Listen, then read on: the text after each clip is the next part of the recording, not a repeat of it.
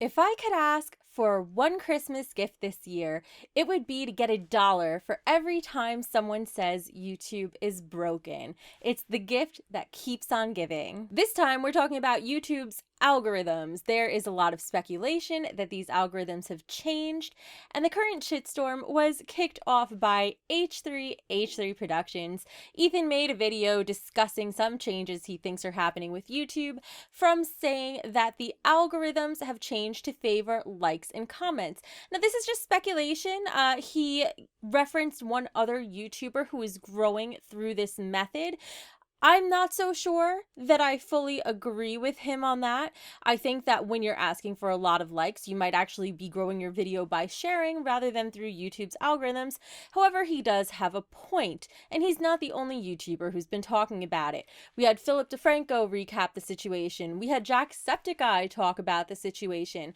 We, in the Gamer Club, had CinnamonToastKen talk about it starting as of a couple months ago. He's probably one of the people who really got it started, even though it hasn't really become a popular topic until the past few days. But DeFranco make a video about it, and there's so many more. And the speculation goes beyond growing through likes and comments. It even goes through Ethan saying that he thinks that YouTube might be rigging its trending page based on the content that's on there. And I'd say, looking at the content, he makes a pretty fair point. But while I'm hearing a lot of people talk about the fact that there might be a problem or that there might be an algorithm change, I'm not hearing them say what we should do going forward. What do we do about it?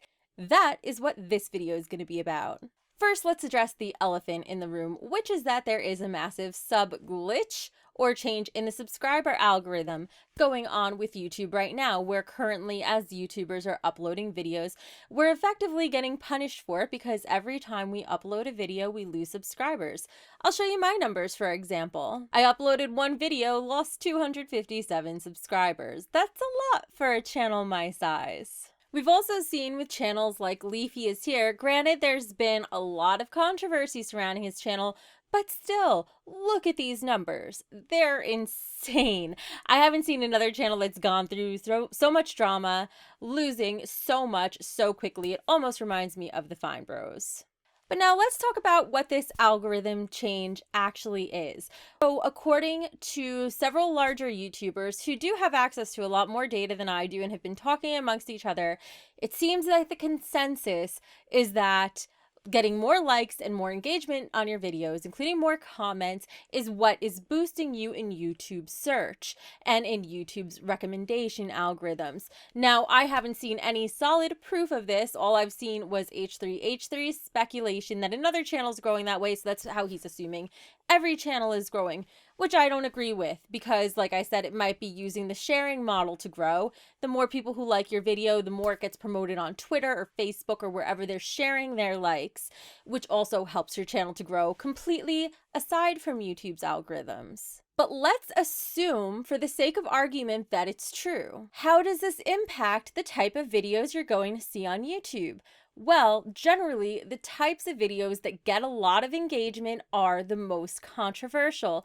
Just look at Rebecca Black's Friday video, if you guys remember that. Shout out to a couple years ago. Look at the amount of traffic it got. Why? Because it was controversial. It doesn't matter if you're loved or hated. Actually, sometimes it's even better to be hated than loved because more people are going to be talking about you and it boosts your video's engagement. So what is going to be the impact if this change of algorithm is true and if it is favoring this? First of all, the biggest problem is that it's very easy to game this system. Not only can you just go buy likes and buy trash comments from websites that sell them, that are stocked up on tons of Google accounts that they could do this, but in addition to that, you have the fact that people might be doing fake giveaways or real giveaways, even though you have to be careful with giveaways because they're kind of against YouTube's terms of service, but you have to worry about people begging for likes before you even get into the video, which I don't think is something any of us really want to sit through. But the bigger problem is the types of channels this encourages the growth of. Now, I'm no stranger to growing by controversy. I tend to cover controversial topics on this channel,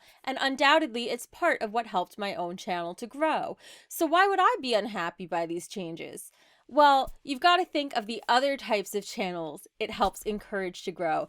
This is how you end up with the Zoe Burgers of the world, the people who do things so controversial that it ends up upsetting the entire community and pushing a community to its breaking point. And the question is, do we want to see more of that in the community? At least as viewers, that's your question. And as content creators, the question for people like me is, do I want to be associated with a website like this? And this is what brings me to where we should go moving forward. I can't say what everybody should do because everybody has a different strategy when it comes to their social media and their YouTube channels, but I can tell you what I plan on doing, which is pretty similar to the advice I would give to any content creator right now. And it's also a little scary. First, I would say if you are making content that depends on YouTube's algorithms to grow, it is time for you to pivot, my friend. This includes all the gaming channels out there. I can speak about that because I have one.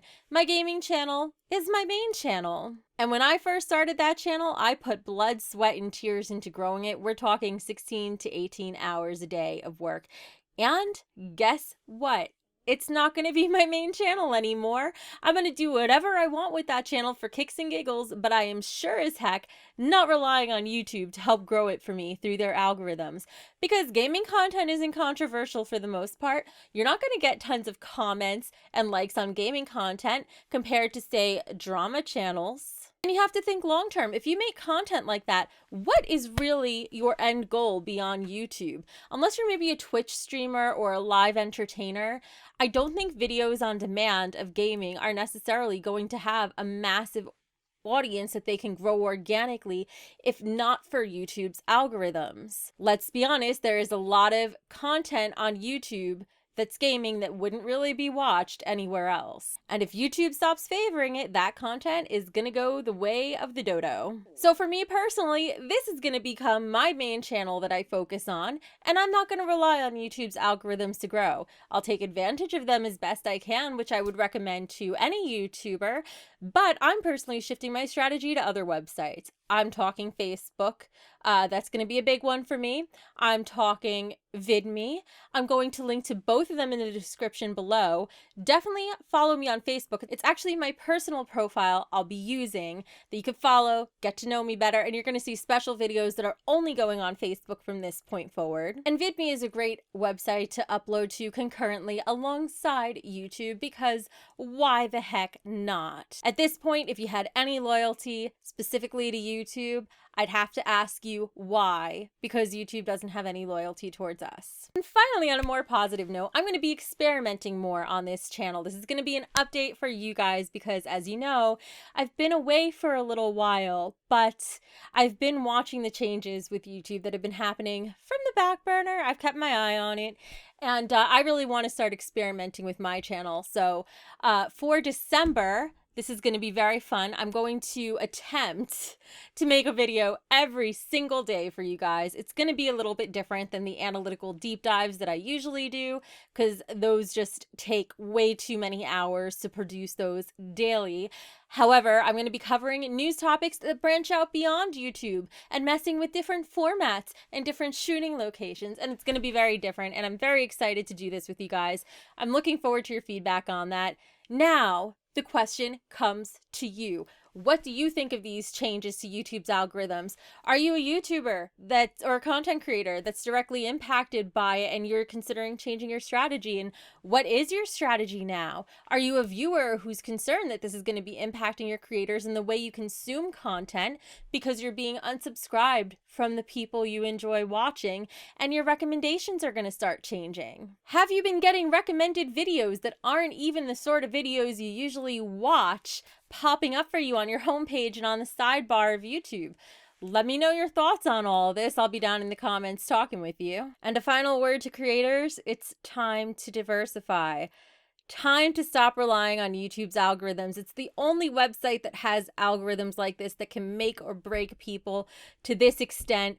Take advantage of it if you can, but it's time to start branching out to other platforms, in my humble opinion. And don't forget to like this video so I could do well in YouTube's algorithms, because for every like I don't get, a baby kitten dies. Just kidding. For every like I get, a baby kitten lives.